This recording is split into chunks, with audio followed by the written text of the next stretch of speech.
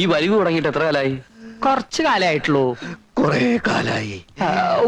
ആ ഇത്തിരി കോംപ്ലിക്കേറ്റഡാ, സാരമില്ല. ഈ ഗുളിക ഒരാഴ്ച കഴിച്ചാ മതി, ശരിയായിക്കോളൂ.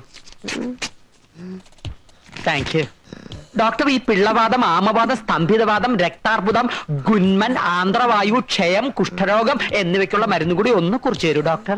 What nonsense you are talking? Hey, കുടുംബാംഗങ്ങൾക്ക് ഈ ജാതി അസുഖങ്ങൾ ഉണ്ടായാൽ പ്രാഥമിക മരുന്നുകൾ കൈവശം ഉണ്ടെങ്കിലേ ഇത്രയും ദൂരം വരാണ്ട് കഴിയാലോ അല്ലേ? കൺസൾട്ട് ചെയ്യാതെ എങ്ങനെയാ മരുന്ന് കുറിച്ച് തരാൻ പറ്റുക? അത് ഡോക്ടർ ഞങ്ങളെ സഹായിച്ചേ പറ്റൂ.